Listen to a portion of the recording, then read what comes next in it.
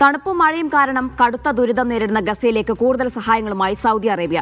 77ാമത്തെ വിമാനമാണ് സഹായങ്ങളുമായി ഇന്ന് ഈജിപ്തിലെത്തിയത്. ഭക്ഷണം, പാർപ്പിടം, മരുന്നുകൾ എന്നിവയാണ് എത്തിക്കുന്നത്. ശീതകാലമായതോടെ ശക്തമായ തണുപ്പുമഴയും ഗസയിൽ ജീവിതം ദുസ്സഹമാക്കിയ സാഹചര്യത്തിലാണ് സൗദി അറേബ്യ കൂടുതൽ സഹായം എത്തിക്കുന്നത്. കിങ് സൽമാൻ റിലീഫ് സെന്ററിന്റെ കീഴിലാണ് സഹായ വിതരണം. ഇതുവരെ 77 വിമാനങ്ങളും 8 കപ്പലുകളിലുമായി സഹായം എത്തിച്ചു.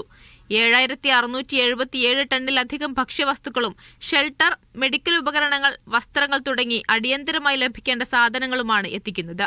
ഫലസ്തീൻ റെഡ് ക്രസന്റ് സൊസൈറ്റിക്കും ആംബുലൻസുകൾ ഉൾപ്പെടെ ഉപകരണങ്ങൾ കൈമാറുന്നുണ്ട്.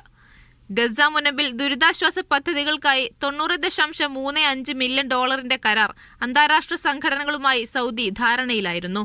$185 മില്യൺ നേരിട്ടുള്ള മാനുഷിക സഹായവും നൽകി.